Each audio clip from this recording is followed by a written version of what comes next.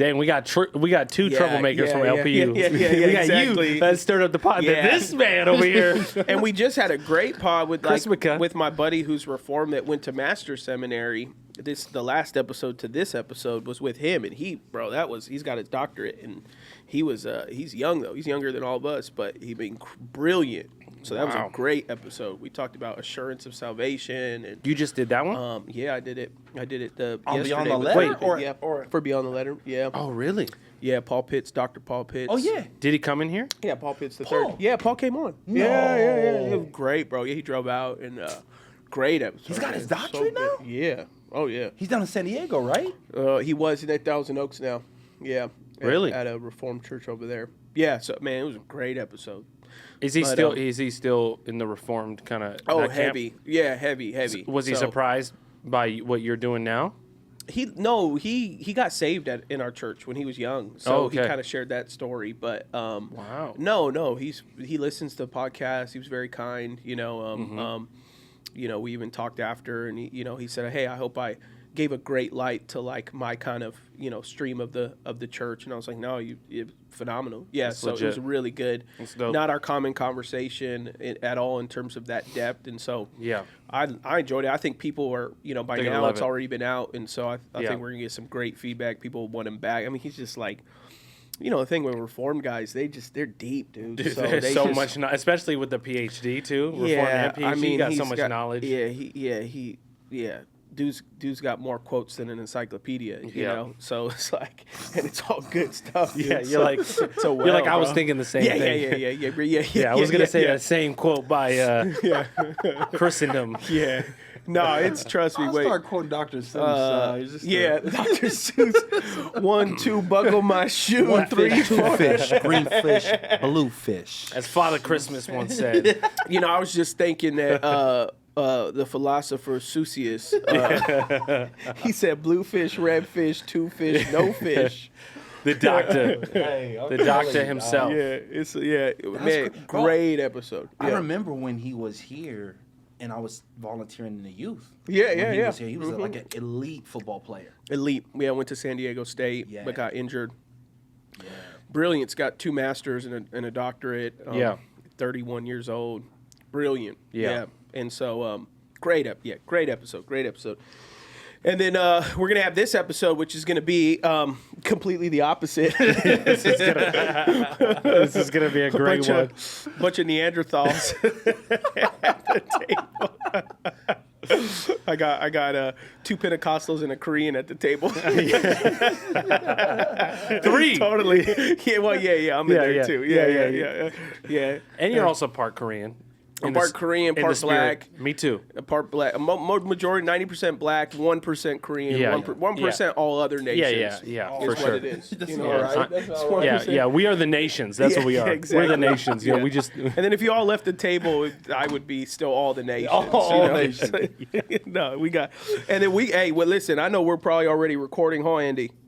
We are. Andy been lurking on this episode already. He's sneaky. Side door. He already Jermaine, hit that record. Can you get Will? And then we got the very own. So welcome everybody to Beyond the Letter. We're already getting started because I don't want to go. We'll be on time today. Yeah.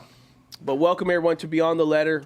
Today's a great episode. Hope you all enjoyed, like we were talking about. Hope you all enjoyed last week's conversation with Dr. Paul Pitts. Go on social media, man. Show him some love. You're going to see some of his clips. And when we finished, Andy said, "I got more clips than I've ever had in any episode." And That's a big I believe deal. that, bro. Yeah, it was great. So, welcome everyone. We got the crew back together for the holidays because we're all going to get some dinner. I'm going to have some dinner with my friends after this. Amen. For the holidays. We have our holiday get together. But we got Sammy as usual. He's in the house. We got Jeff T. Osborne in the house. The businessman, the entrepreneur, the evangelist, the preacher, the man amongst many.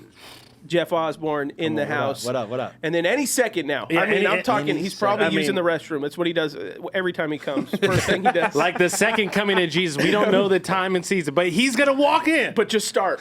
Just start. And we're gonna feel his presence. We will feel him before we know him. We got my old co-host, the one and only William Chung. Will Chung. I don't know his middle name. Y'all know Will Chung's I don't middle even name? know if he got. Do they a middle get? Do name. they assign? I was thinking that, but We're I didn't already say starting. He's not even here. We're already starting on him. We got Will Chung coming and talking. I like how Jeff's doing the podcast. think- He's just chilling. I know he is. He's rolled up against the wall. I think it's isn't it William? you're good. I think it's William Beloved Chung.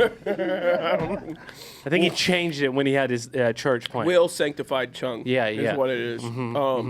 We got Will Chung that's going to come in any minute. He's going to just merge into traffic, get up in this podcast. Oh yeah. Talk about some great quotes. Bring Well, some depths. I mean, because he's a doctor dropout. He's the only person I've ever met in there history. he is. There he is. Right? Ladies and gentlemen, come in. Welcome in. Come The on, let's only- step it up. William. Yeah, look, we're already recording. We said we're going to start.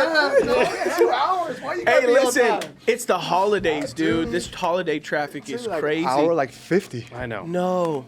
I left like 20 minutes early just in case, but that's my bad. Are we actually live? Yeah, Yeah, we're live. We already introduced. We already did introductions, but this is listen.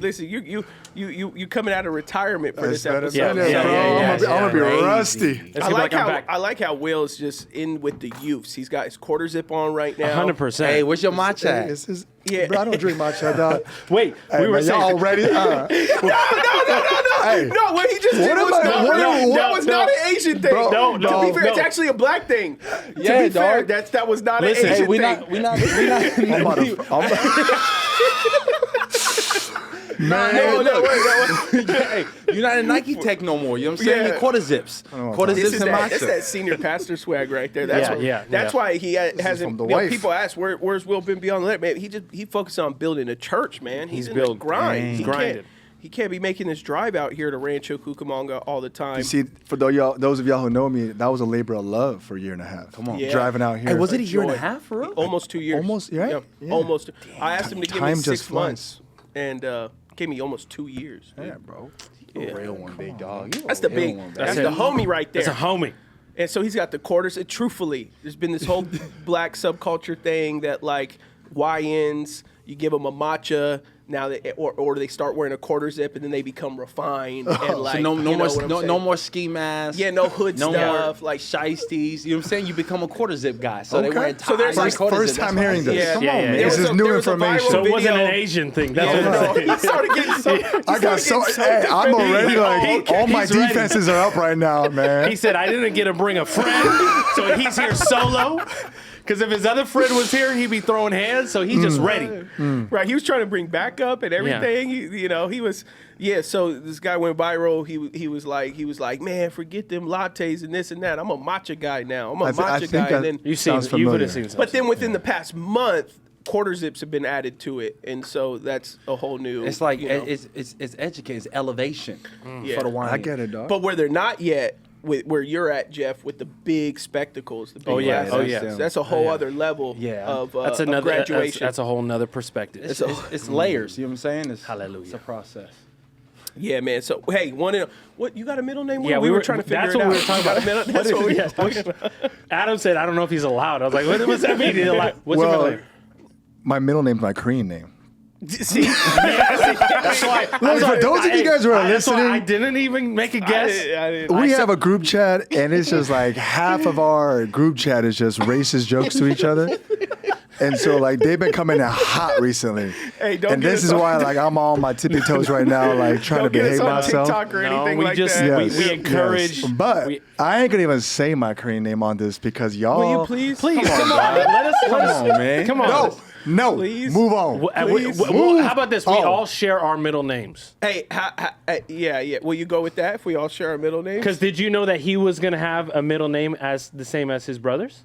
Did you know that? I don't know about Yeah, y'all's see? middle names. Oh wow. That's why we're trying to. That's why we're trying to. So let's briefly share have some that history. Yeah, so yeah. we'll end with you because yours Believe is it or gonna not, be the this best. is perfect because my last episode with Dr. Paul Pitts, we ended talking about why you name your children. So this is in theme. So you got to help finish the theme. Bring with it us, in. Will. So I'll go first. Okay, yeah, I like that. Yeah, give My us. middle name is Daniel, Adam Daniel Mesa. There right. you go. See, but Yeah. my first name was supposed to be Diego the Third. So, but my mom was like, no. Dad is Diego the second. He's junior. Yeah, my dad's a junior. Yeah. So I was going to be the third, but mom's was like, absolutely not. So they went with Adam. So we know Jeff T stands for Tagalog. Tiberius. I was about to say Teal for some Jeffrey reason. Tiberius Osborne. Is Tiberius? No. No, right? Isn't it Teal? I don't know why. My brain has Teal, like Tiel for some reason. It's just in my brain right now. That is not allowed. that's not- you that's can't, not- you can't be doing That's a that. little too far.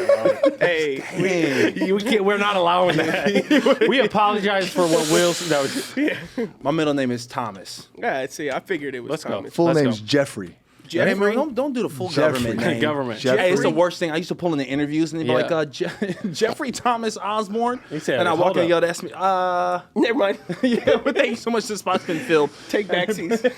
yeah, But yeah, that's a good one. Thomas. that's Thomas. Yeah. My middle name is Marcus. Samuel. It ain't Mark. No, it ain't Marcus. Swear, No on my life. way, Samuel dog. Marcus Rodriguez. Yep. Marquise. Hey, you should have that's just went why- by Marcus, dog. Hey, Yeah, you it's know, a good one. Marcus is a strong name, Marcus bro. is strong, and so is Samuel. Blood, shut up. You know what I mean? This guy, you know.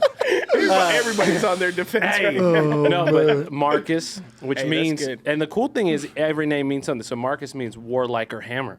Oh shoot, hey, that's well, yeah. You're competitive and you're combative. It's you get. It's Yeah. the number one in my Strength Finders competition. Is it? Yeah, Yeah. I was gonna Wait, say no. what- You're what- such a what's nice guy. your Then I'm number like, one? no, you're Competition. Yeah, That makes sense. Yeah. nah, Which but say? He said me too. At first, I was gonna be like, no, you're such a nice guy. That no, you be getting. Yeah, you be yeah, getting, yeah, yeah, you yeah, get, yeah, You yeah. get aggressive. Amen, yeah, brother. Yeah, for sure. Okay, Amen, so brother. now, All right, now, ladies and gentlemen, we all- drum roll. drum roll. William. Hey, yeah. What? This is so good. Hey, it's because you go back like probably at this point like 30 episodes. We had a moment, us three, where they were trying to pronounce a Korean restaurant name and it got out of control. I would love it if y'all could clip that. That was if torture anything clip. happens in here. Especially Sammy took it to the That next was- level. no, he threw in them like. I tried, but Adam stirred it up. You know how he does? He stirs it up, you know? No, and then But- he's, yeah. No. what- So first of all, majority of Korean Americans, their middle name is their their, Korean like- name. yeah. That's majority of them. So my first. Why are you name- already laughing? Because y'all about to do making us- something you're making us- stupid right you're now. making us I can't nervous. wait to it's, learn. It's William Kyungmo. I'm not Stop! even Don't going to even try. try. Don't even try. Don't. Jeff could try, but y'all two, y'all are past this right now. Look at this Chung. guy. All right. What does it mean? What does it mean? The funny thing is, I have no idea. My Really? parents don't even know, bro. I asked Say them it again. what What's the middle? Say it again. Kyungmo. All right. Young Mo. Yeah, you see, that was beautiful. Kyung- respectful and Come that on, was wait, accurate. Wait, Y'all Kyung- stop. Kyung Mo. Is that right? Sure, that was All all right. right. That's No, beautiful. You should stop it now. I've asked my How do I parents. spell it? How do I spell it? He's gonna find out Well, what it it means. doesn't matter in English because it's in Korean. You had to spell it out in Korean, but it's Kyong space Mo. Kyung Mo. That's cool. But my parents said my grandparents named me that, but it could mean multiple things. Tell and us. They don't know which one it means. It means so Mo means like model or foundation, and then Kyung means scenery or respect. So I guess respect the foundation or respect the Respectful scenery. foundation. Respectful Come on. foundation. Respect the foundation. I know that's William solid. means like strength and helmet. Yeah. Okay. Yeah. Bro, that's Hey, that's fire. kinda like- That's strong. And then if you look into your last, do you know what your last name means too? And seeing all three together, it's pretty cool. It's kind of a cool kind of theme you look at your life too. in Korean culture, last name is more like where your line versus meaning. Yeah. I think. Like heritage. Yeah, it's more like the dynasty. But look Yeah. at what it means too, like the history from that name Hey, look too. it up for me, bro. What's Chung? Chung. Listen. I don't even think. Hey, I will say, I've been feeling. Chung means Conquer. loyal or common, See? middle, loyal. Yeah. So like Um, so like Samuel means his name is God or heard of God. Marcus warlike hammer. Rodriguez means representation of the famous power. Dang. So getting those together, like you look at I know in like prophetic spaces they will use your name Yeah, to yeah. like give you a word. Mm-hmm. Like there's like a Yeah, prophetic yeah. destiny attached to your name. So. Yeah. would you say his was teal? I thought it was. Dang, bro. Say your middle name one more time. No. Hey, I will say, I've been feeling connected, bro. I've been watching like, Yeah. K drama? bro. Now, What's that? When life gives you tangerines? Yeah. I saw you posting one time. I Yeah, tried to so- watch it. I couldn't. It was it's too too- sad. it's too- bro. it's It too was too emotional. much. But Physical 100, bro. You watched it? I wish I was Asian, dog. There was some in when old boy started singing the national anthem, the Korean national anthem, when he was holding I'm up. sure. I watched Bro, K-pop. that movie on Netflix, that was good. Demon Hunters? The Demon Hunter, that was really good. I still haven't seen it. Mm-hmm. You gotta watch my it. boys have seen You it. still haven't seen Bro. K-pop Demon Hunter? No. Will's like the main character in it. He's the main K-pop singer. in I it. will tell you, like, I gave a standing ovation. That's how impressed I was. It was good. Yeah. Well, it obviously. As a went Korean American crazy. watching that, I was Yeah. like, wow. Yeah, it was like good. the way they put that together was I like, guess I haven't. Well, maybe you guys watched it by yourselves. Like I'd watch it with my sons, but they've seen it so many times that like I'm like they won't want to watch it with me. And then if I'm just sitting there watching a bunch of girls sing and dance in a K-pop movie, that I don't feel comfortable with that. So yeah, it's anime. It'd be boring. It'll be Yeah, weird to yeah. watch by yourself. I'm just sitting there. Sammy's like, I've watched it by myself, but you know, he was. I did. The movie. It was like talked about all the top for like 8-10 weeks. Yeah, so I was for like, sure. I gotta see if it's good. And it was fire. Yeah. Yeah. Yeah. Were I y'all? wanted Did y'all watch the Diddy documentary? No. What? No. You did it? I know. Yeah. And Sammy's like, Did you, yes. did you watch it? I did watch it, yes, bro. you know I've seen it. Yeah, y'all. You know you watched. Y'all really didn't. I haven't. I don't watch. I don't watch TV almost at all anymore. Yeah. But Yeah. I had to watch that. I don't watch much either. For me, if I watch something, I have to be really interested in what it is, and I'm not really. I've been interested intrigued. in Diddy. I've been intrigued because they said the way that 50 Cent Yeah, did this. They said, though, he showed me that my pettiness is not where it needs to be. I need to step my level of hatred up. No, for towards sure. life. I was most curious because 50 hates his guts. And Yeah. 50 is so Yeah. petty and hilarious. I was just curious. Yeah. But it was great. Yeah. There was nothing new, to be honest, that I Yeah. learned because I already. Oh, really? It just was Diddy was he thought he would get out of all the charges. Right. Ends up not paying the guy who's behind the scenes. 50 buys all the stuff up. And that's how he has so much behind the scenes. It has Yeah, that's a even more. learning lesson for you. So Yeah, for sure. he has a Like- videographer recording him Like leading in up the- to his trial. And he never paid the And guy. he was planning he on didn't pay him. using that for his own documentary. By because saying he like thought I'm he was free. going to be acquitted. Yeah, exactly. Or at least exactly. have a story that he could put together. But 50 went in and took he all ends the up he didn't pay and doesn't pay people, and so 50 got that. And then he also did an interview with one of the only stations that actually shows that network in the prison that Diddy's in. So Diddy would So see he- the interview. That's how petty he was. So that's what people said to 50. So yeah. because all the news stations were trying to get 50 on for an interview, but he only went on, I think, ABC, right? Yeah, yeah. Because he knew that was the only channel that played It was crazy. in the prison. That the Yeah, prison it that is Diddy's because at. it is because ABC, because that's what Joel Osteen is on, and, Yeah. and then like every time we have a prisoner that comes to our church that like got out of like church or got out of prison, and I say, and they're Christian, like what brought you faith? It's always Joel Yeah. Osteen. It's like, well, he was the only one on Crazy. TV, and I got brought to Christ. Like Joel Osteen be buying up so much of that ABC time in those odd hours. Come on, There's Joel. so many Joel's prisoners. Joel's the best. Listen, the amount of prisoners he's brought to Christ. Yeah. like I He's the real couldn't deal. even begin to The real deal. to know the number. You know, if he didn't do anything good in this planet other than speak to prisoners in jail and give them hope. Like, Yep. I mean, I have 100%. differences in preaching and Yeah, for other sure. convictions, but man, listen. Love the Osteens, love their family, they're amazing. You've never been to prison, right, Jeff? Oh, So- no. I've heard it. I've driven past them. yeah, never in your life. When you were there, was Joel on TV? Bro, my level, the yard that I was on, You didn't get nothing. we didn't you get didn't. nothing. You didn't. They barely wouldn't got give it water. to us because it turned into a shank. Break it apart, turn it into The a TV? weapon. Yeah. So we didn't get nothing. Friday nights we had nights where depending on what cell block you were on, you would have your chance to sing whatever song you want. Hold on. People would do Did you ever sing? Did you ever sing a song? Dog, I actually did a Tupac. I knew it. I knew Tupac song, bro.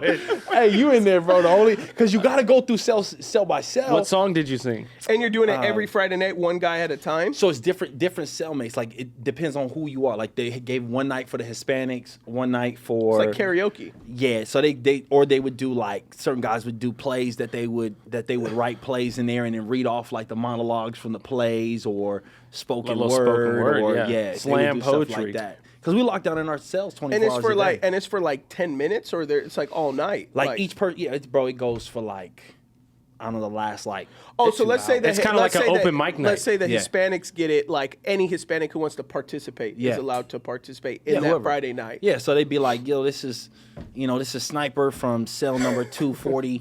You know, Hey, I this got is something. Sniper. This is for the homies and camaradas. Like, you know what I'm saying? And they get out there and they do their thing. They're like, yo, what up, cuz? This is so-and-so from over here. And, they would do their thing, man. Yeah, And, it was crazy. so you picked Tupac. How would that have gone? Yeah, what song? What song? I know you remember what song. I too. did, Did you say like? I did Hail Mary. You know what I'm saying? No. Did you, dear mama? No, I did. Did you say, yo, this is Jay Teal coming at you? Yeah, Jay nah, Till. I didn't do it. I said, this is Marcus coming from cell. You know what I'm Yeah. saying? Marcus Rodriguez. Yeah, my name is like the non-blackest name that you could think of. So, Like your gangster name or no, I just gave my name. Jeff? Yeah, just, Hey, this is My name is Jeff. my name Jeff. I did a song called "Letter to My Unborn Child." Yeah. Yeah, because I didn't think I was gonna get out. So because I never, It was thought like a I rap gonna song? Get out. Yeah, it was a rap Do you song. still remember any of the lyrics? Nah, none of it. None of it. None of it. A letter to my unborn child. By Tupac. Dang. He wrote this whole song to his unborn child. Okay. It Like- wasn't like what you wrote. It's a song of I his. was no rapper. It was a song that he did. Okay. And that song was just on my heart because I never thought I'd have a kid. Never thought I'd get out. So Wow. So we used to, do that type of stuff. Yeah, it was crazy. That's crazy. Has everyone at this table been arrested before? And yeah, I mean, I know Will has. I've been arrested like 30 times. Have you ever? But it's different in Korea. Yours was in Korea. Yeah, it's a different. You jaywalk, you get it's arrested. It's a different in type of Korea. environment there. Yeah. Yeah, first time I got arrested was in 5th grade. 5th grade. 5th grade. I almost blew a train up, and then we just got caught. And then that's Wait, hold on. Time out. Like Bonnie and Clyde over here. I know. Like It was either 4th or 5th grade. I forget which of the two. But me and my boys, we jumped like a fence, and we were just kids, and we just like started putting like rocks on the tracks and like tree trunks on the tracks. Like you were gonna derail it. I don't even know what we were thinking, bro. We were just putting a bunch of stuff on the tracks, and then the train, boom, hits it, and my boys start running. They're 2 years older than me. The reason why I got caught, I couldn't hop back over the fence. They left you. We just all started dipping. We just all started going, and they're 2 years older than me, so like they just hopped it, and I just couldn't. Hey, back then they call you Will or Kim Young. My friend was Jamal and Eddie. He was black. What did they call? What did They called me you? Will. They're like, oh, Jamal was like, get you. I was like, yo, wait. That's the first time I got. Dang. No way. Yeah, 5th grade. And then 4th to 5th grade. And then after that, it was like every other month. Did you snitch on your boys? Did they? I don't know. The bra was. That's, I that's just a yes. That's a yes. No. He's like, I remember it was like a holding cell in the neighborhood. So in Korea, there's a huge police station. Yeah. And then every neighborhood has like a smaller police.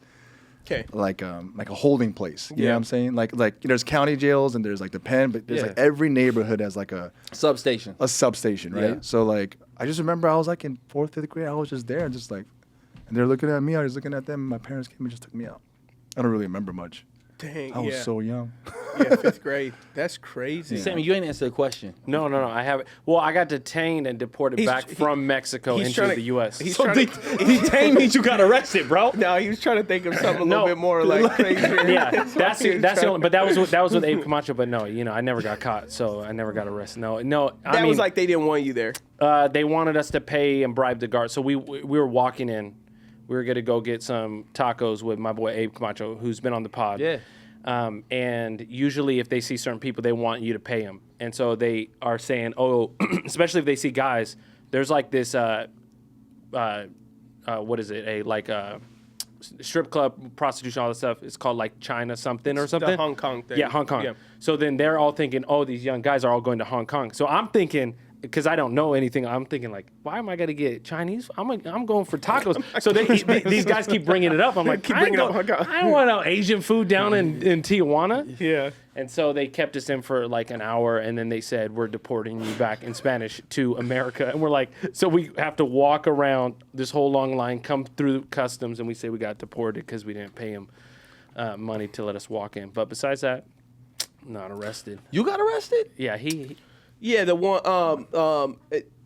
As far as I remember, it just fully arrested once for when church was going on. We robbed the Coca-Cola factory. We broke into their trucks and Utica? Yeah, you don't know this story? No. How old were you? It's like 13. What? So we, the story goes, we were, church was going on. Back then we had like 6 services, so it was a long day. And we started some like petty step stuff. So what we would do is we'd like slip through the gates and we'd get like a can or two at a time because our church was right across, for those that know, a Coca-Cola factory in the region. And so we slipped through the gate and we'd go take cans here and there. And then one Sunday we were so bored, we had this idea that was like, well, what if we break into a truck and we take the little, we get 24-ounce bottles instead of cans, and we just take crates, and then we'll go store them. Like the children's ministry had this like back fridge that like no one touched, and they're like, and then we'll just go store them, and then we don't have to steal for a long time. And so there was like 6 of us, and only one other guy, Warren, which was the youth pastor's son, who was like a Crip, like a literal gang member. He was like, no one else wanted to participate. My brothers on, they said, hey, throw us the crates and we'll hide it, but you guys go do it. So just me and Warren on a Sunday, we jumped the fence. On one of your 5-6 services that was going on? Service was going on, and apparently what had happened was something happened. I can't really remember, that they were like trying to entice us because they had figured out that people were stealing. They just didn't know how. So we go in, we break through one of the trucks, the roller trucks that has all the crates, and then we start taking crates. We're throwing bottles over, and then we go back, and then all of a sudden security guards on like these golf carts, but they were like open air golf carts, the like almost the one from like Austin Powers where you can like, it has like a bed and stuff like that. They start driving towards us yelling, and the guy who I was with, he was 3 years older than me, so I'd be 13, he'd be 16, 17. He starts throwing the sodas at them, and they're like exploding, like, and they're like, you know, like swerving out. And he's like, and then there's like, he starts grabbing like 1 liter bottles. And he's like chucking them, and then I run. By then they had already called the police, and so we go and you know, on another side of the building, where police are like 3 or 4 cop cars are there. He and I start running. We're running from the cops. They grab us. They arrest us. Service is getting out. No. And I'm on the cop car with handcuffed, like face on the on the thing, and when everyone's leaving, and members are coming out of service. That's because back then, like our parking crazy. lot didn't park. Our parking lot at the time we were running thousands already, and so the parking lot where we still have that building, that Utica building, is like 60 cars. So everyone else, and it's right in the front. Yeah, everyone else has to walk. Like I'm talking like 600 cars. They're parked all over across the street, all over the city. And so people are getting a service, and they have to go walk to their car. So everybody is passing that thoroughway, and I'm arrested, and then they're just walking by, and I'm like, oh, hi, Mrs. Williams. You know, like, I just like, that's crazy. And just to be clear, like we've all been arrested, but only he's been to jail. Exactly. Yeah. Just want to clarify that. You know what I'm saying? Only I've been deported. What did he say? Jail and prison at the same. You went to everything. Yeah, I leveled up. Bro, and we don't need to talk about this, but I literally, without exaggeration, probably been arrested 30 times. No way. 20 to 30 times. But then in Korea, it's so different because when you're a U.S. citizen and you get arrested by the Korean government, they can't really do anything. Yeah, they got to release you. They just, really? For the most part, unless it's like drugs or like murder or like a violent crime. Because for people that know, your dad was in the Army, so well, he works for the U.S. Army. military. And so, I mean... So you lived on base. I know. I lived off base, went to school on base, right? Oh, okay. And so like we did stuff that we did in the States. I'd be in jail for a long time. Right. And one of the things we'll move on. We'll move on. Hey, listen, but we learned our lesson quickly. Yeah. I learned that lesson. They took a little bit more time, but God. Yeah, we're on a journey. That's how we got saved, bro. That's why we turned to Jesus that way. Yeah, my more scary stuff was like with gangs. It wasn't like with authorities. It was like where we would hang out, because I had friends that lived in an area. People in this region would know that lived in Heritage Park, and we would go late at night walking around Heritage Park in like, you know, Mexican Mafia would mess with you, Bloods would mess with you, Crips would mess with you. It was a whole thing, but we were just naive, and so we'd get in a lot of trouble a lot of times. So mine was like a lot of that stuff. And then, Jeff was around back then and stuff like that. Yeah. Obviously, he got caught up in, a lot of that stuff, and which led him to get trouble. But I mean, I think it's a good, like, not conversation to continue on, but in the sense to make a point that a lot of people, we're all here, like pastors and leaders in church, and obviously we all independently have these platforms that we're known for, preach about God's word, talking about God's grace. And, thoroughly, a lot of people don't always know. They look at individuals. I hear it all the time. People are like, oh, I wish my husband was more like you, or I wish my son, a lot of people wish my son was more like you. And I'm like, oh, how like me? Like, what is your son doing? Name it, because I've done it. Yeah. Like, I've been there. It's just God's grace maybe caught me early, but for other people, God's grace catches them in their 30s, 40s, 50s. Yeah. But still, it's like you could look at me, and if you could, or you guys, and you think, wow, those are men of God. They love God. They love their wives. They love their kids. I would sure love someone like that. Well, it's like, well, none of these guys at this table was ever that from the beginning. Sure. Sure. That if anything on the outside could look aspirational, it's only because of God's grace. Because we definitely know on our own, none of us would be here standing where we were at. I'm like discovering more and more how I'm still just as dysfunctional now, right, as I was then. It just looks different on the outside, but on the inside, my patterns are actually very similar. Like, what do you mean by that? As in, like, I'm still, like, my wife knows more than anyone. Like, that old side of me pops out in the way I talk to her, in the way sometimes I treat her, and even some practices and patterns, I just replaced it with things that seemingly look noble, but it's the same undercurrents that I'm trying to fulfill. Like, for example, my therapist said to me, she recommended me to do 12-step program. And I was like, what? I was like, I don't drink no more. I don't do drugs no more. And she was like, there's a difference between abstinence and recovery. And she's like, you went from addiction to abstinence to addiction to abstinence to addiction to abstinence. But your new drug, you just celebrated for it, which is ministry, which is work, right? And so she said, you never actually went to recovery. So you never actually did the inner work to know how to live a healthy whole life.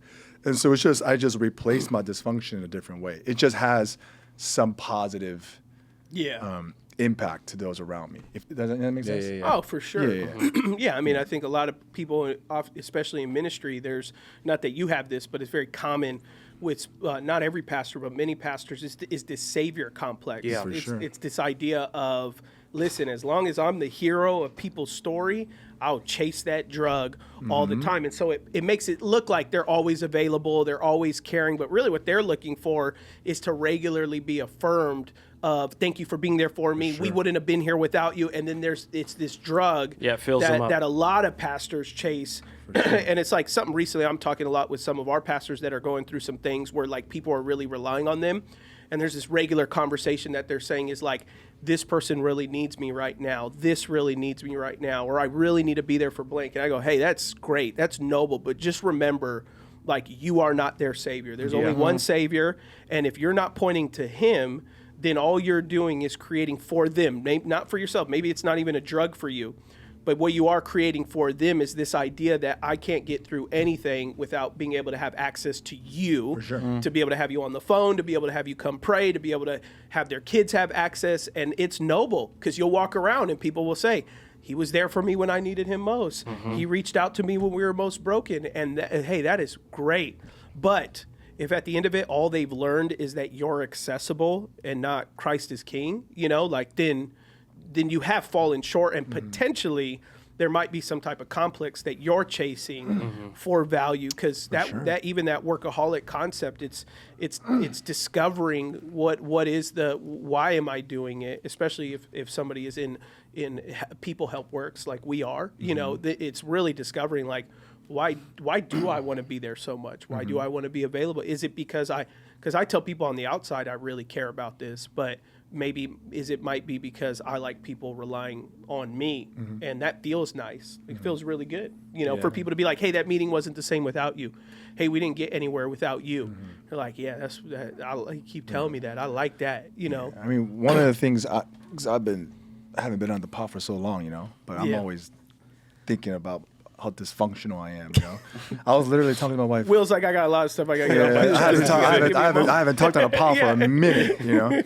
But it's I was telling my wife like I'm just so dysfunctional, and I'm seeing it even more and more. It's like I like because as I'm doing a 12-step program and I'm doing all this work on addiction, they're saying like all addiction is an attempt to escape pain, right? So there's like a lot of research that shows like people who've gone to the hospital and they got prescription medicine, and the person who got higher doses didn't end up getting addicted versus the person who had lower doses, which means that it's not just physiological. Yeah. It has to be emotional. It has to be psychological. Why is it that the person at higher doses didn't get addicted, but the one with lower doses eventually became an addict? It's because they use that to escape their emotional pain, you know? And so for me, I realized like when I was a kid, to feel safe was to be a gangster, right? Like what I was seeking was like to feel safe. And in that culture, to be like a banger was to be respected.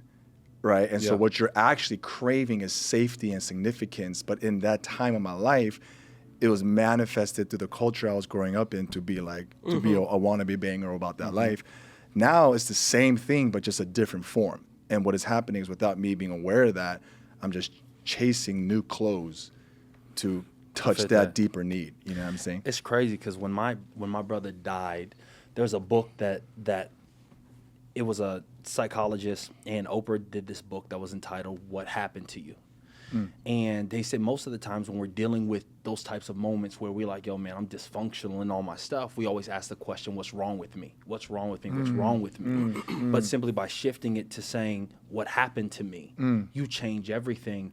In the light of that, and one of the things they talked about was the need for humans to want to be regulated. We seek regulation. And so when a baby is crying, they're crying because there's something that's off. They want mom and dad to come and regulate them. So when mom and dad come and they regulate them, they're good.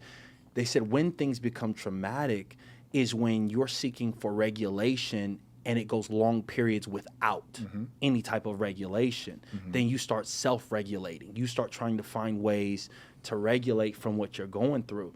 And so whether it's addiction, whether what it is, what struck me when I was on a plane flying was they said nobody wakes up and says, I can't wait to be a drug addict.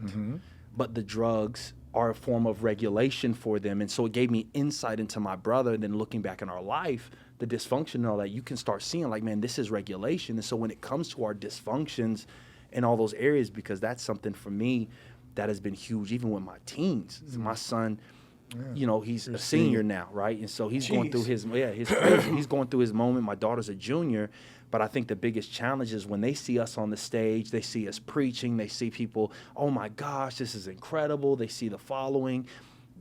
We look so scrubbed clean that when they have any type of dysfunction, it's easy for them to say like, yo, dad, you don't even know what I'm talking about.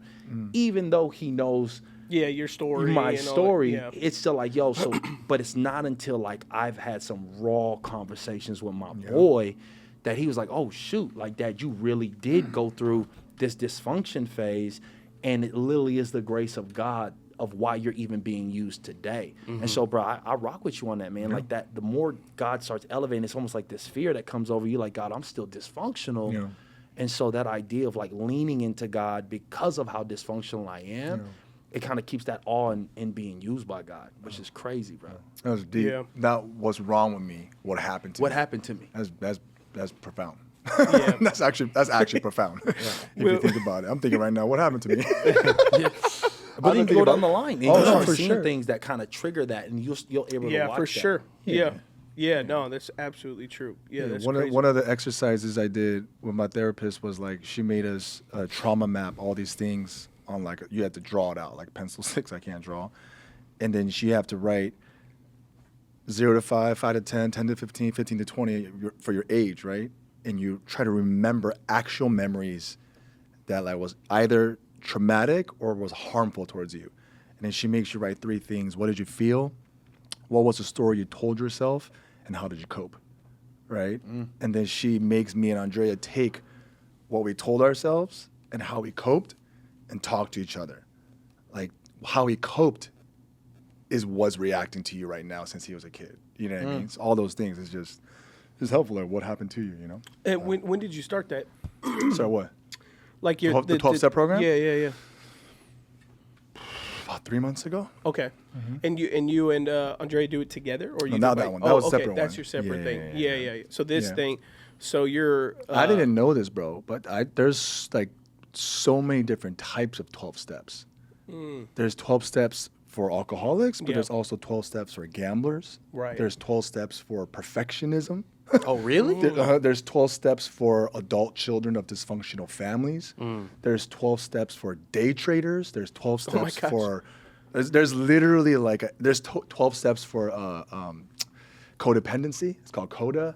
Like there's literally Crazy. like so many different 12 steps. You know. Yeah. So, And are those free programs or you pay for them? They're free programs. So it's like I mean we would assume AA that like that we know that's what people know, and then even ones around like gambling and pornography and stuff like that. And so Yeah, it's there's just 12 like steps. free. It's called yeah. essay, right? Yeah. So Yeah. There's so many different. Because my therapist she encouraged me to do adult children of dysfunctional and abusive families. That was my 12-step program she recommended. She said, because you just got to. Just pointed at Hey, you. It's dog, just like that's yo. real. I mean, because I just said I was arrested 30 times, right? Yeah, Like, I and she say knew it right away, like, but oh. she's like, you know, typically kids who were arrested like 20, 30 times. By the time the high there. There's something going on. But for me, it's just, it is what it is, you know what I Yeah, mean? you're like, yeah, I'm good. Yeah. Yeah. Well, the way you dropped that was so nonchalant. I was just like, Yeah. you're like 30 times. Yeah, But the yeah. 'Cause sad he's been thing is, processing it. but the sad thing is, the one who sees that the most is my wife. Yeah. Because as a pastor, no one else can. Yeah. Right. Because I got to project my image. And so my wife sees it the worst. So how are you at home? Are you relatively quiet? Are you vocal? Are you like what is your like when you're around your kids? If I'm and Andrea, what is in your- my shadow side, my dark side, I want to be left alone, do whatever I want, be alone, and don't cut me off. So Don't stop me. how regularly do you feel that you're in that mentality? Whenever I'm deregulated, whenever I'm overstressed, overworked. Yeah. And then, but that's not often no more because I have so Right. many rhythms and systems. So then what does now like a daily what do you call it? Unmasked? I just have my version? I just have my rhythms. As long Yeah. as I get my hour and a half to 2 hours alone by myself in the morning, I'm good. I miss that. I'm a dysfunctional husband and father and Really? a member of society. Minister society. Well, if I have like an hour to 2 hours every morning to myself, I'm good. What are you doing during those times? It's honestly whatever I want. That's Okay. the thing. And this sounds crazy. I've learned I get charged up by doing whatever I want. So give us like some Just examples. It's For, just for like me, it's freedom. always the same. It's freedom, but Yeah, it's yeah. always the same. I go out in my backyard. I have a Bible or a reading or a scripture, or I pray. Or I still work cold out. plunging? Still cold plunging. Working out, Did cold it plunging? today. Or work out. It's usually one of those. Either I have to read a book, I have to pray, I have to do scripture, or I have to work out Yeah. or go on a walk. Those are like the things I just need in the morning. And if I miss that, and I miss it more than one, like a couple times a day, I'm not a good man. Really? Do you feel like you have to have stuff like that? Yes, but I'm not good at taking it. Okay. Like, He's like, I need it, but I'm dysregulated. Hey, no, Yeah. I just kind of same thing. I kind of go into like a solitude thing. In my head, that's the worst part about being a coach, because you try to coach yourself. Like, yo, I know what I'm supposed to Yeah. be doing. Yeah. I know how I'm supposed to be acting and behaving. But taking your own advice and walking yourself through that doesn't do it. So in my mind, I'm like, yo, I got kids that have high schedule demands. We got our different shops, and so I got that, and then I have a lot of people pulling on me. So if I'm going to deregulate, it's actually just silence and solitude, which is interesting because most people are like, yo, you're so extroverted and you're out there. But when I'm by myself, my whole thing is optionality as well, like being by myself. Like I'll just sit, but that's rare that I do it, because in my mind I'm always like there's something to do. And so what I'm working on is not allowing myself to get to that place to where I'm so like burnt out. That is crazy. Like today, dude, I went, so I'm in the gym working out, and I kept telling Nadia, like, yo, I just need a reprieve. Like, I just need, that's the only word that came to me, was like reprieve. It was like, I wish I had this knob that you could just turn and just release something. I couldn't identify it. So I'm sitting down, and one of my friends has a he's like a massage therapist, so he does like the deep tissue. I was like, man, you know what, my hamstrings jacked up, all this stuff, so let me just go schedule a session. So I go schedule the session, and I walk into the room and I'm like, look, let me just go ahead and do it. And I go into the room, he starts just doing the national assessment, and he goes, yo, you're carrying a lot of like pent up like stress behind your legs. That's where a lot of people keep tension behind your knees. He says, so this is probably 90 minutes, right? So he's like, yo, this is probably gonna be like an emotional session for him. Like, bro, I'm good. Like, just go to work, man. I got, I got this kink in my shoulder, bro. He does it. You're weeping on the table. Dog. Hey, my guy gets to my shoulder right here, and he pushes. And he says to me, he says, oh yeah, he says, you got a lot of resentment and like regret, and it holds here, it holds behind your leg. So when I hit this, it's gonna release emotions. I'm like, man, you're good, just go. Doc, he was like, breathe. Like when you got, the pain is so bad, you gotta breathe. As I'm breathing, all of a sudden I start crying, dog. This is like a body massage? Bro, like this is like he's doing like the deep dishes, like, hey. Wait, is that a part of his practice? That's like what he associates, no, or just for the home, just for a lot of people. No, a lot of physiologists. I know that as a science, but I didn't know. No, that's what he does. Like that's wow. what. Oh no, like physiologists, they can tell you where. And so he's like, yo, so he has the scraper, and I'm over there. I'm like, like the tears start coming. I'm like, what is going on? Like, why is? And you don't recognize how much you carry on you when you go through those moments. But if I'm going through it, like I guess what you say, my dark side is just I get quiet, and I just disassociate. Like I'm gone. I'm present, but I'm not there. Yeah. So. Working on being able to recognize you always gonna have things that are there. You always gonna have stuff that's there, but it's crazy because you coach all your clients through this. I coach all my clients through how to get freedom, and they're like, man, coach, thank you so much. It's incredible. And for me, I'm like just like a tight, like just walking around and still learning how to release that. So today was actually dope. Like you just did that today. Like, bro, I'm talking about like an hour and a half. So he ready for today. Tonight. Look at it. He said, let the tears run. Bro, I was like, yo, let me get this out, dog. Like, I lost our dog. Everything just kind of hit all at once. Recently? Bro, like on Thanksgiving Day. Dude, you guys love your dog. Bro, like when I tell you. I lost mine like 2 months ago. He's back, but for like 6 hours.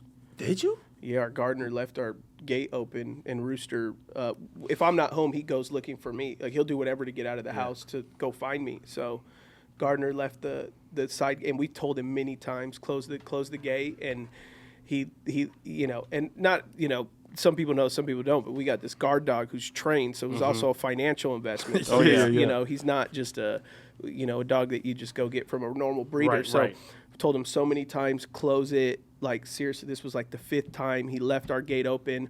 Babysitter lets the dog out to go to the bathroom with our boys, and she don't realize till like an hour and a half later, well, where's Rooster? And then he was gone for like 6 hours. Wow. And we were on the Ring app and all these things posted, and finally he was 4 miles away.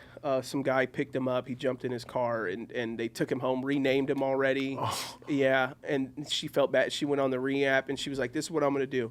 I'm going to open the app, and if I scroll for a couple minutes and see the dog, we'll contact owner. If we don't, dog's ours. Crazy. First picture, boom, opens the app, boom, Rooster. Whoa. Calls us. But, dude, I know that.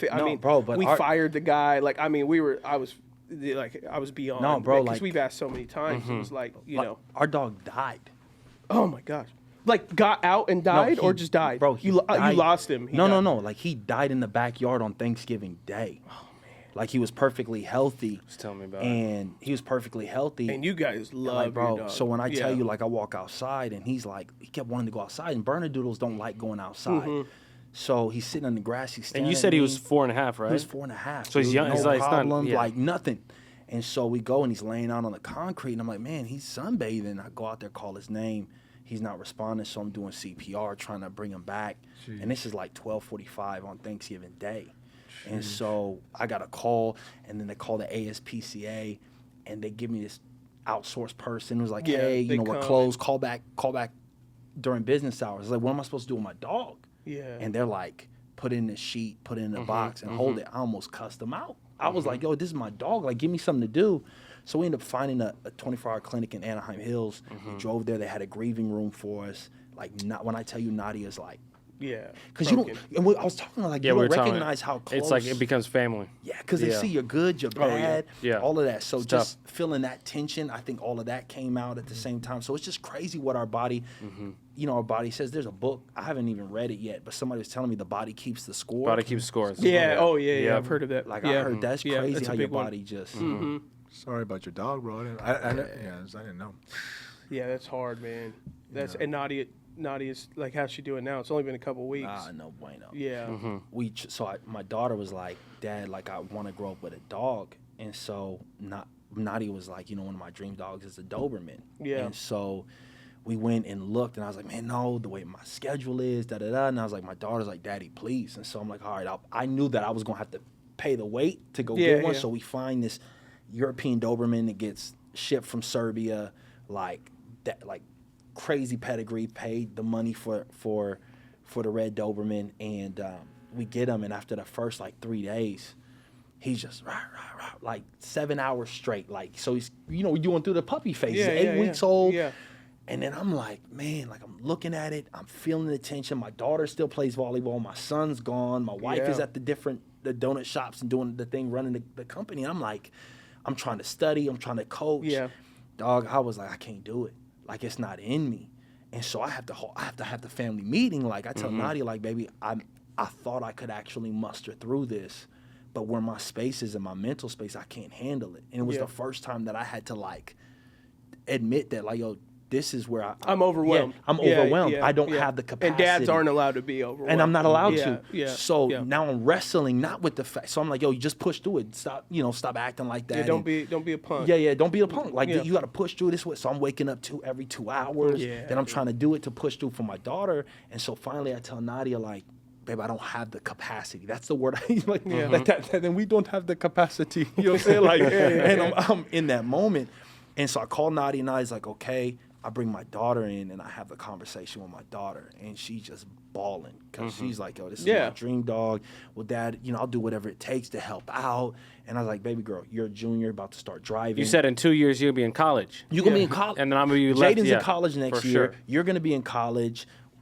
My schedule's not slowing down. And so what does that look like? And so she kind of did it, but here's the trip on this story. So I called a breeder.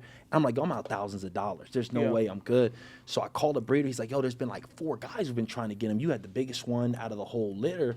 So he goes, hey, why don't you reach out to these 4 numbers? And there's this last number. And I'm like, oh, okay, let me just call this first dude. So I start talking to him. And I was like, one of my good friends has one. And, it's a Doberman. And we wanted to get one. And, he passed the church in the IE, da-da-da. And he's like, yeah. And he goes, what church? Like, I go to church in the IE. And as I go to church, it's called Patria. He was like, shut up. And I was like, what do you mean? He's like, bro, I've been going to Patria since I was 13, back when it was abundant living. Oh. And he goes on to say that he's a police officer, and so he's looking for a new dog. No way. And so he's, he works a certain beat, like an undercover beat, and he ends up, man, just saying, bro, I want him.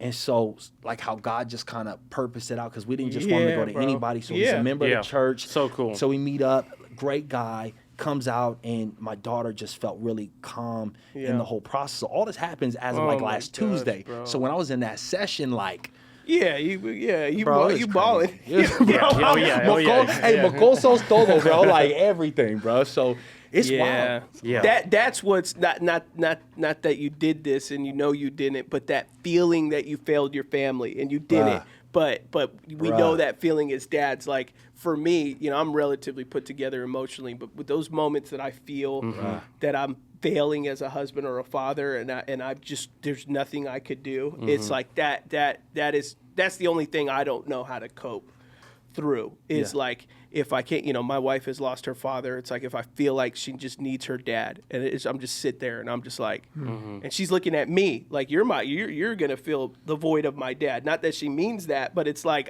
you feel that weight, but you also feel like, I can't do that, and then you just feel like, I'm just failing this right now. And you got to acknowledge it. Yeah.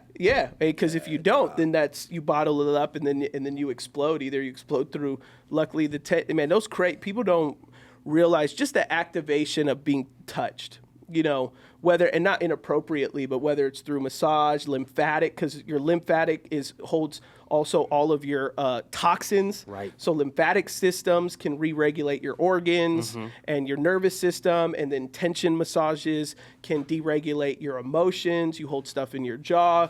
You hold stuff, you know, it's like all that stuff that like you could release it. It's just like you don't know what's gonna happen. Like And you you're may not go to the used to that. bathroom, you may start crying. You may, like I mean, a million things can sure. happen, dude. It's like Sammy, what do you like at home, bro? Yeah. Bro, I was going to ask you, I wanted to ask you too, but for me, I'm unplugging, you know, obviously I want, like Will was saying, the shadow side, the light side, but like I like to like unplug and just shut it down, you know? I think for me, because last 20 years in full-time ministries, people have been a part of the ministry, I have my core people and that's it, you know? So Chandler's really the true like front-facing pastor. We do everything together, but right now we have a 3-year-old, 1-year-old. And so we have that going on while we moved up here, right, to do the residency. And then we have our people, my family's in Northern California, her family's in Oklahoma. So we're just in the grind mode. And a lot of our babysitters are in Huntington Beach where we have all our people. So we have some people around, but then while she's doing her hours, which she's doing here we have a counseling program here at Patriot, she's kind of fulfilling her hours. She finishes her master's in May. So she's done 3 years at school. So the whole time being pregnant, having babies, she's been doing her master's. She's a boss.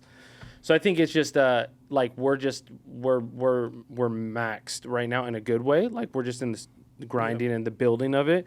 But I am not like Will. Like I need to get better at it in the sense of like I need this. No, this is not a good thing, by the way. No, I know. But This is my shadow side.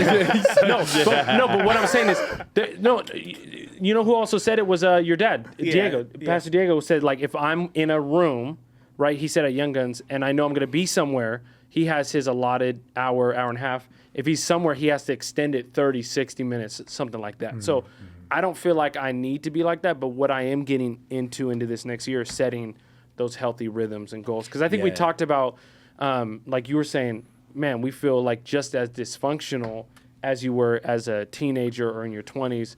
I think we're all in our 30s. You're about to be, what, 39? Father Christmas? Man, Christmas Day. Birthday, Christmas Day. 39 crimin. So I think that, like, you learn how to, like, really know what your vices are, what you lean into. But I would say, like, when you're dysregulated, regulated. But when I'm regulated, like, I'm with the fam, with the kids, but then I like to shut off. Like, I feel like I'm more of, maybe as you're younger, you're more extroverted, but I feel much more ambiverted, where I feel like people, I could lock in and my battery is larger, like in rooms. Yeah. But I don't want to always be around people. Like, I really need time to recharge, you know? So that's for me. What about you? Yeah, that makes sense. Yeah. Man. He's a robot. Yeah, he's not human. He's an android. He plugs in, you know? So, like, he plugs in and recharges. I honestly can't keep up with you both. I actually, in the Framework Culture Index, they actually share that people have like a battery pack, which is mental stamina, and that everyone has a different like stamina, intrinsically, naturally. Wow. When I'm around you both, I can't keep up. I get exhausted pretty fast. So my culture index advisor Going home right after this. it's through like it's like 0 through like 80, and mine's 32. I think both of yours was like in 50 for mental stamina and energy. And so like even when I'm with this dude and we're like at events, so let's go here. After the second, I'm like, yo, I'm good, dog. Like, you could talk to that 34th person. I was good at 3. You know what I mean? So that's why I'm like at moments at those moments, I can lock in and get ready to like do it. Yeah. I prepare myself for it, but it's not something that like I need to pull away and like recharge like fully. I think everyone needs to recharge, but I agree. I think that As a friend, you're just built different. yeah, for sure. He is. Yes, sir. As a coworker, you confirm me that I'm telling as a friend. You as a coworker. What's cool is we met Adam at this gathering that Brad Lomenick does, Young Guns. Over 4 years ago. 4 or 5 years, something like that. And like we both were sharing together, man, that guy Adam's different. He's built different. And then being able to be here and see him, it's one of the best, if not, I mean, biased, but best transitional between his dad, who's Facts. your dad is how old? 63? 63 that could 64, probably 63, keep 64. running, honestly, easily. For another 10, 20 years. Like, he sure. has that capacity, but he has the value for that. And then Adam coming in, a legacy ministry that has legacy, but then also re-pioneering, so he's doing both. So it's just, and then while doing all these other things, and then getting a ton of lean in. I think we talked about it with a friend of ours, where Adam has always had... he's always consulted or spoken into. He shared on Sunday at our church with like running the MLK platform, Junior, which you've shared on the podcast. But I feel like now, as you're leading as the figurehead, you are now getting, even people are coming in and seeing, oh, what is Patriot doing? Much more talked about, where whether it be from the baptism, different things, and people are leaning in and really seeing like what's going on. So like it's really cool to see both from the friendship side, and then just like I have a legit question. Yeah, just grinding. This is a legit question. Okay. Do you get tired? No, legit. And then when you do, how do you How do I decompress? Yeah. The short answer is no. I don't think I get very tired. I don't. My body right now has been feeling physically tired. If I can't get a single break, like just one day, then my body will get tired. Emotionally and passion and ideas, mental. No, I've honestly yet to hit that wall. I haven't. I believe it's there. Yes. You know, Rick Warren has a condition. What is it? He can't sleep, like literally. Oh, really? They're like, what? He has this is a very rare condition where he doesn't sleep. Really? Yeah. Fact check me, but like, my friends who work there said it's like. Really? And those people are like, they just keep going. I wake up remembering thoughts that I had while I was sleeping. Like, Thoughts, not even dreams. No, like thoughts. Middle of night thoughts. It's thoughts. It's in the thoughts. subconscious. You might have that, bro. It's like the other day, and I'm working on it, and I just told my wife and like our team and some of our executive team, and they were like, when did you have time to do that? And I said, I'm working on a children's book, and they were like, oh, like when, how, what is it? And I said, no, it's I have some friends that are very dear to me, and their sons have autism, and I had trouble explaining to my sons why they're unique. And I was basically telling my son that, the Lord loves them, and they're made by Jesus, and they're special, and they're very unique, and they communicate differently. And then when I was sleeping one night, I woke up the next morning with an idea of a children's book called Wonderfully Made, how to break it to your how to have discussions with your children who have other children or cousins, family members that are on the spectrum, like with autism. And so I just started working on that, the past 3 weeks. That's just one of 20 things. But like, Exactly. for example, for me, right around 2 p.m., my mental stamina starts shutting down. Yeah. And so unless I could put, so I work from, I wake up early. I wake up like at 5. Right. And from like 5 to like 1, I'm dialed. I'm like just producing creative energy, whatever. And then around 1:30, my mental creative brain is just, whew. And then if I want to keep going, I can, but it's hard for me. I'd imagine for you, you don't really have or do you? No, I don't. You don't have like a mental. You probably switch projects, right? It's more so. It's more so of a dopamine thing. So me too. When I lose interest or creativity, I switch to the next thing, and then it'll spark that. Yeah, and mine will be as simple as like, hey, let's go grab a coffee real quick, and 100%. Then by the time I'm back from a coffee, like I'm back to go, or it may be, like, hey, give me 15 minutes to scroll social media, and I'll be good to go. I'll be back again. How does that work with Ashley though? Because if you're constantly like this, how does she? 10 years later, as of right now, she enjoys it, but the thing is that as we're doing more, and to answer your original question, Will, is that my wife asked me this the other day. She said something in regards of, do you feel as special as I think that you are? And not just her as my wife, just as like just people. She's like, the more we're around people realize that you're different. Like, sure. Do you feel that way? And I said, I said, the more and more that I am in charge of my own autonomy, because for years I worked for someone. I worked for my dad, and I had my own business. And as a principal visionary now, for a little over 2 years. And I said, do I increasingly feel that when I'm in a room that I don't necessarily fit in?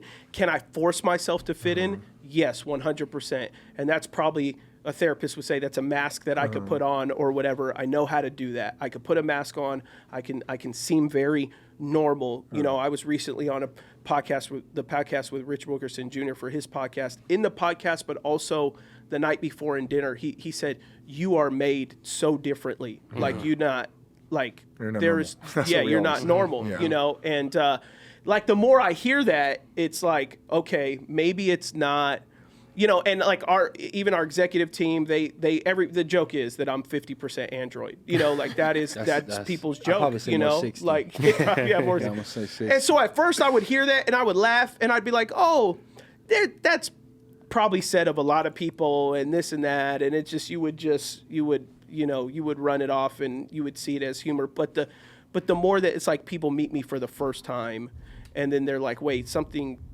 it hears to me at first, like, if I don't understand the person, that something's wrong with me, that they think something's wrong with me. But then the more that I've understood it, you said something's wrong with you.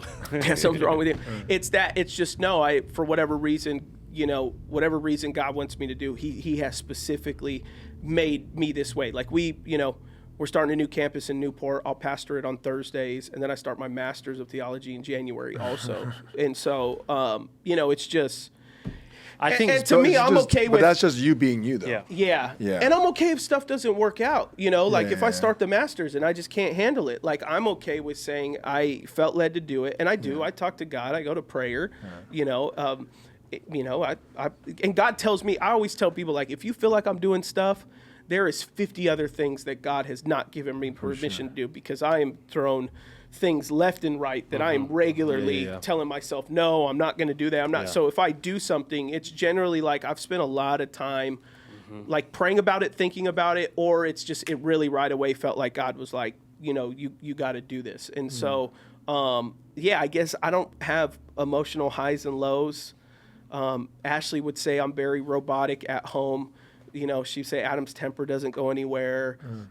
He's available, like, he's emotionally there for the boys. I do whatever they want to do. Like, her and I will watch stuff together, hold hands while we're watching TV. Like, I try to, so I'm not. You hold hands while you're watching TV? Sometimes, Dang, that's sometimes. I don't want to be. Don't touch me right now. I want to watch it. I want to lock in. Sometimes that's next level. Yeah, much has been given. That's your bro. human side. That's his human side.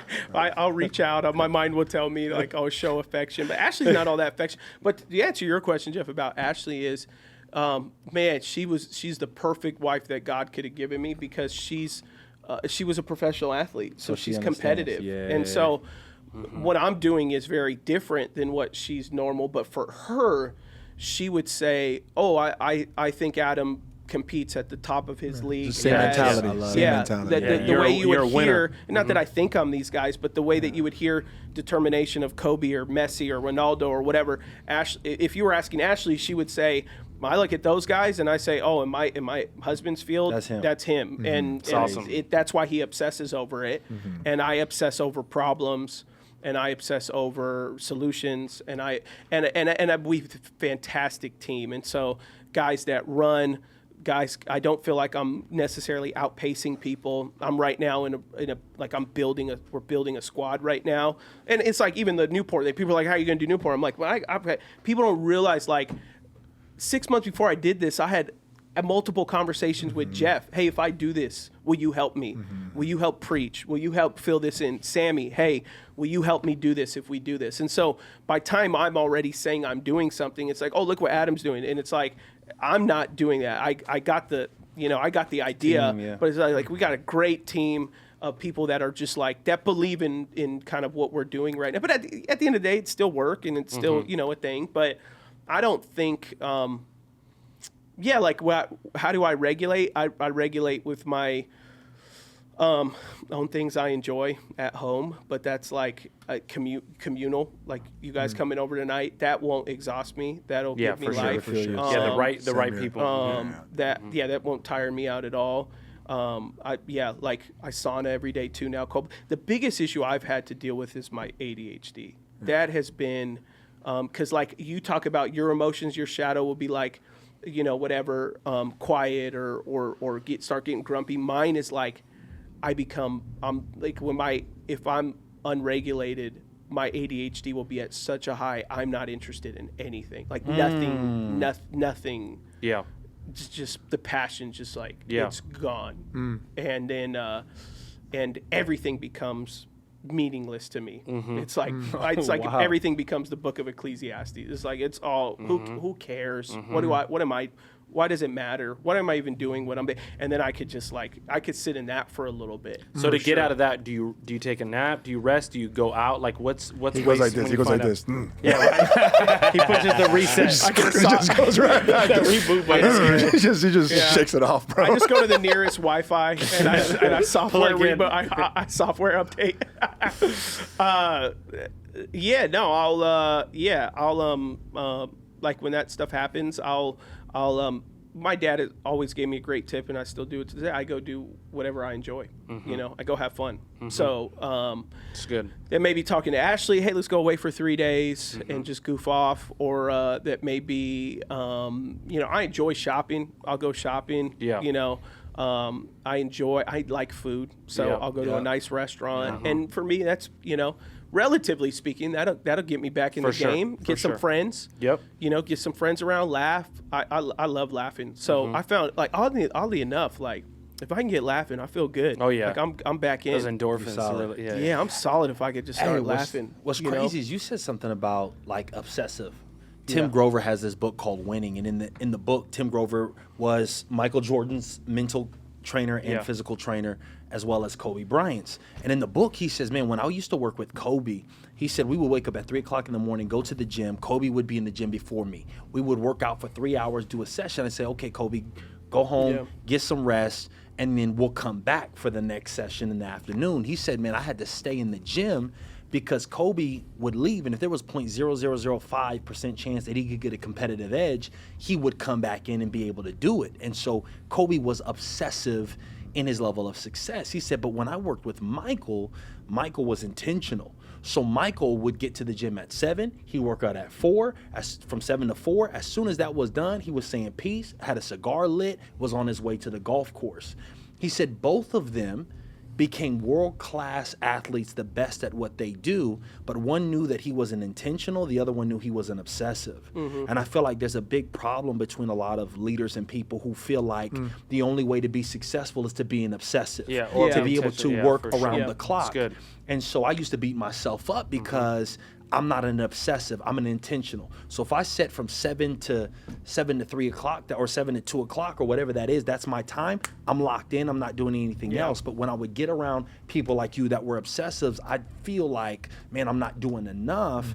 And I would try to chase that and it would burn me out and I would lose that. And so I think that's really dope that you were able to recognize, man, I'm an obsessive, and it's not neither one. It's not bad, wrong, or broken. It's just recognizing as a leader which type are you. Yeah, I feel like so much of leadership is also embracing not just your gift mix, but the level of influence God has called you to. Right.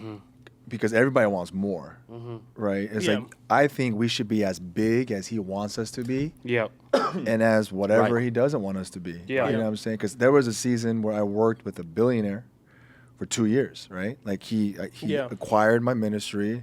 And at one point, it was the first time I was like, I can't keep up. Yeah. Like up until then, all my peers and any other you were out grinding them. Yeah, and every mentor I had, after a year, I just kind of felt like, all right, like I kind of learned everything. I'm loyal on a relational level. But when I worked with this self-made billionaire for 2 years, about a year and a half, and I looked at my wife, I was like, I can't keep up.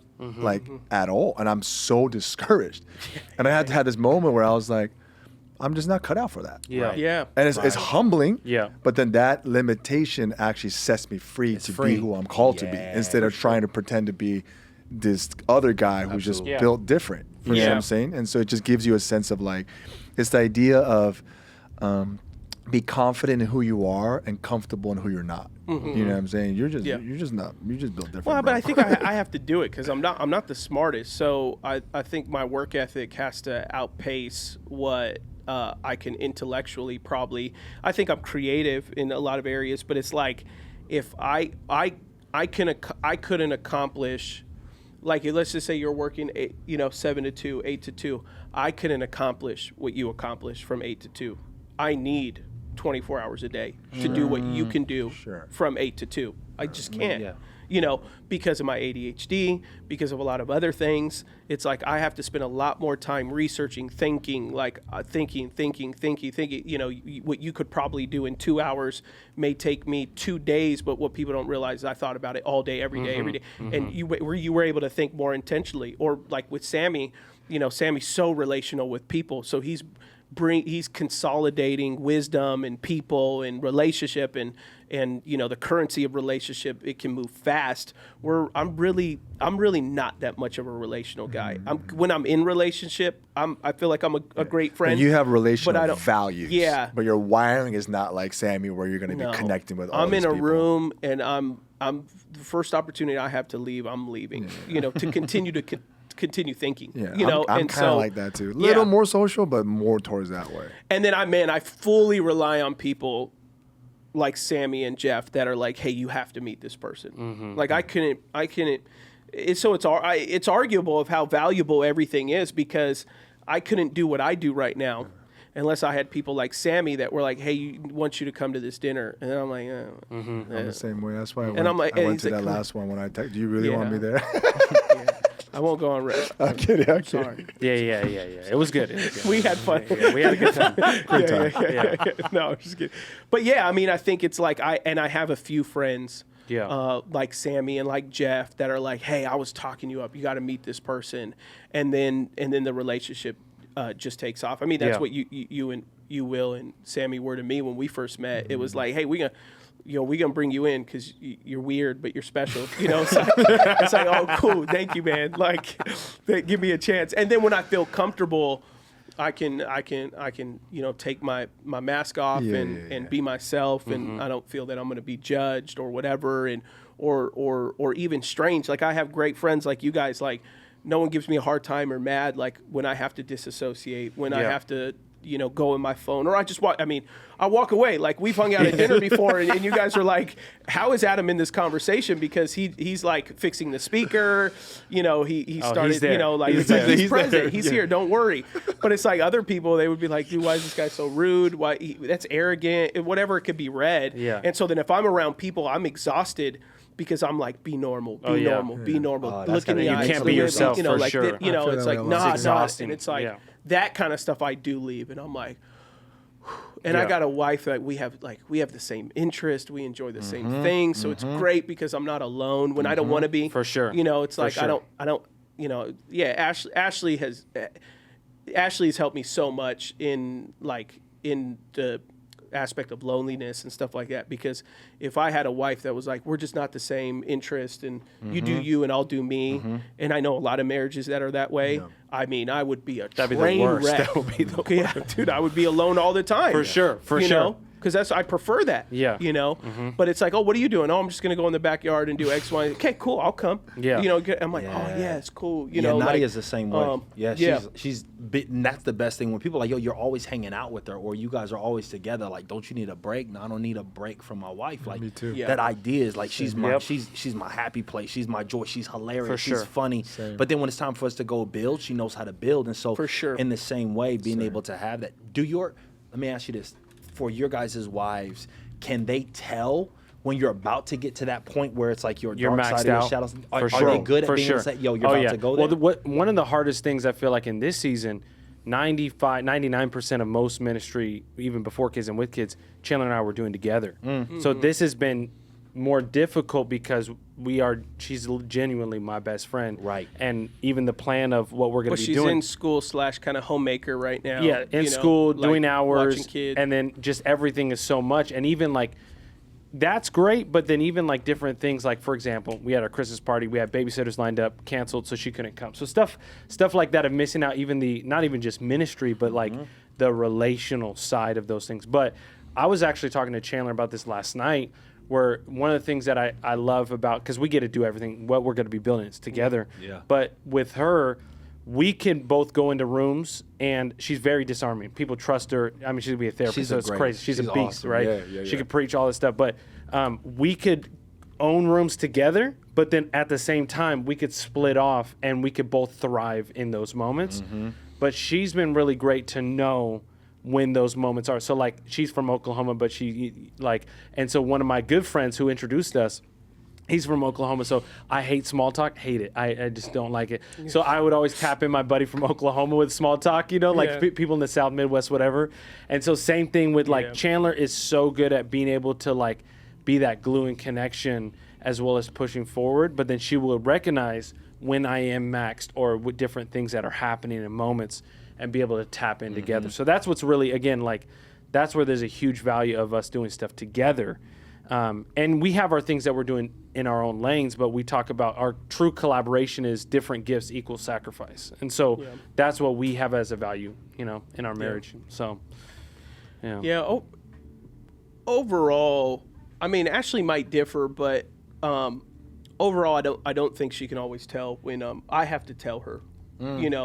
What she's gotten really good at is she'll look at the calendar and she'll make guesstimations based off the calendar where I might be overwhelmed, and she will make suggestions, or she'll see me put something in the calendar and she won't even, I won't even ask her. So like us having dinner tonight, didn't even ask her. Just a week ago, I put it in the calendar and she would make the guesstimation. Okay, is important. He's got Christmas services, X, Y, Z. Those are his closest friend.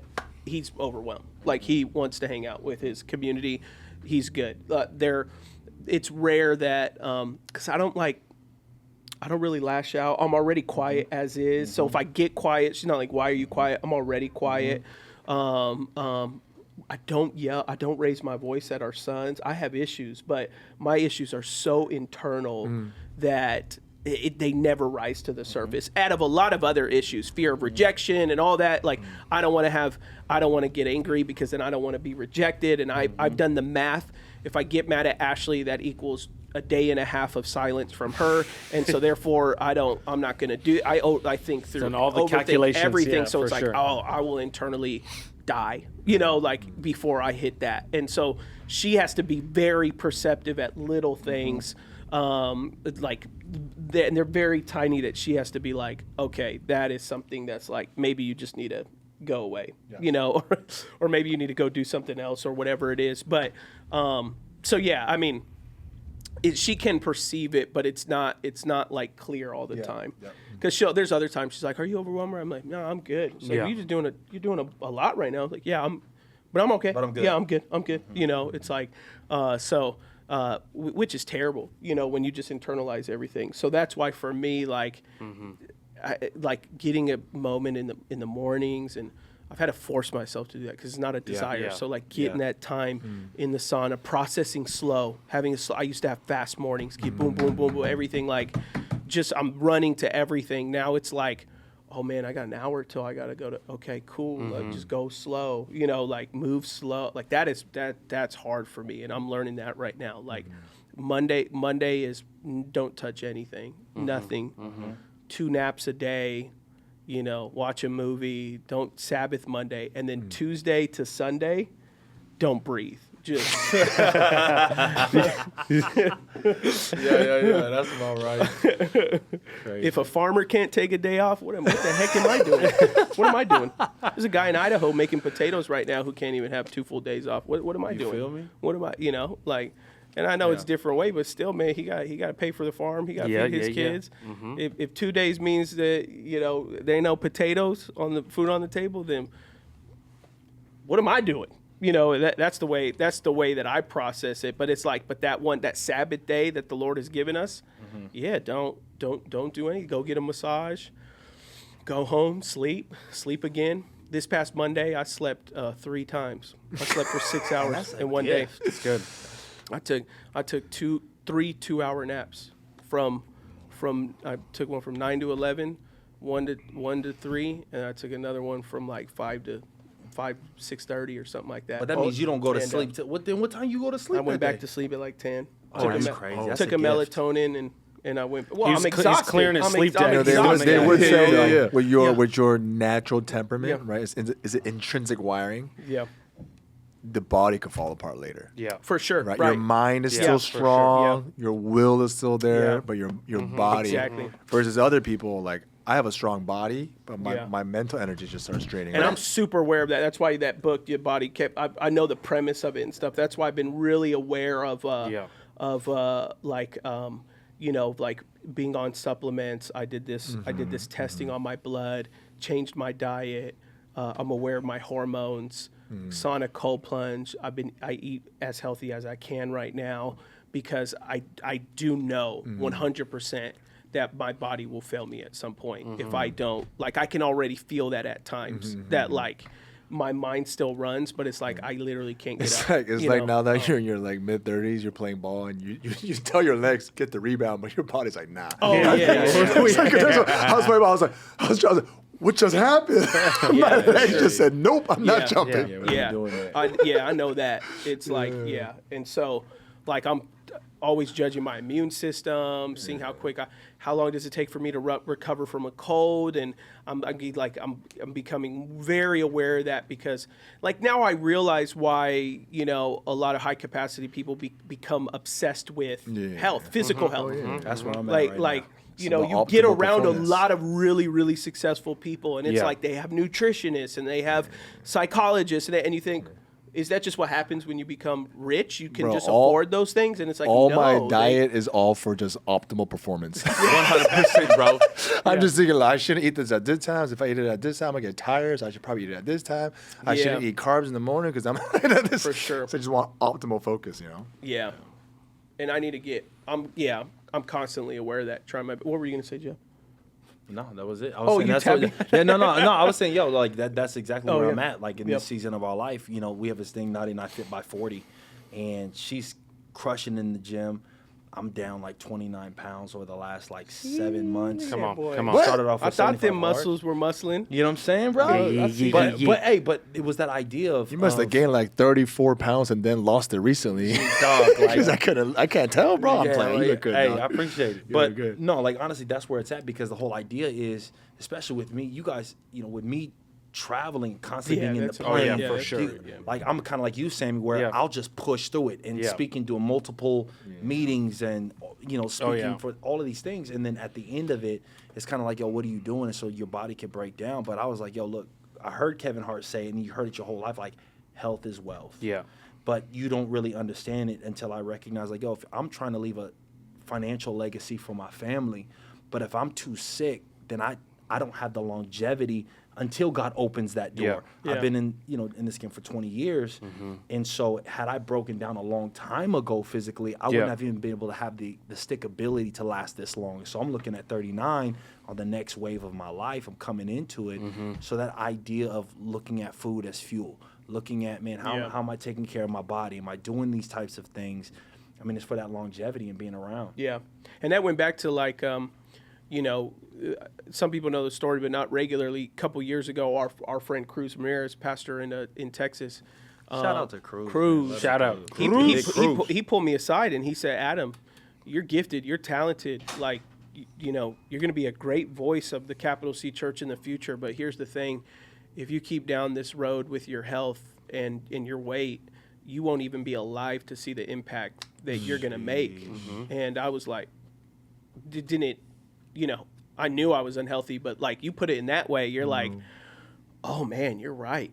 And that's what started. And, losing, 60 pounds at that point and still trying to work it. Cause it was like hearing that, it was like, yeah, I want to be alive for that, whatever that is, for sure. And it could just be in this area and region and I'd be happy with it. But it's like, yeah, I don't want to get at a state that it's like, yeah, Adam had a lot of potential, but we lost him young because his health was bad and he didn't take care of himself. He didn't eat right and all these things like that. I'm like, I don't want that to be that. I'll let it be a million other things why I go home to be with the Lord, but I don't want it to be because of my heart. I don't want it to be because of stress. I don't want, because that can be, for the most part, that can be dealt with. That can be regulated. That can be from healthy, eating and living and habits in the day. And so, that it's like, it's critical for anyone that I think desires to want to have a lot of capacity. But I look at some of the things I look forward to, like, respect most about Will's, like when he says no to stuff. Yeah.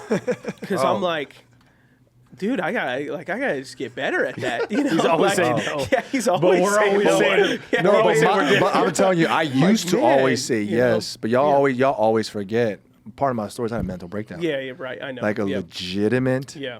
Like he was there. Like want to take my life type of mental breakdowns because I went so hard so fast, and it was only the last 5 years I've discovered my sweet spot. Yeah. Like my one yes is like someone else's like 5 yeses, because I just don't have that bandwidth like I used to, and or just my wiring. Yeah. And I'm just letting go of like, I don't know if it's a good thing or a right thing, but there's just so much about what I value now that's not what it was before. You know what I mean? Like, and so there's just I'm so more consumed with who I want to be as a person versus what I want to accomplish. And there are two sides of the same coin, Yeah. And so like, it's just different.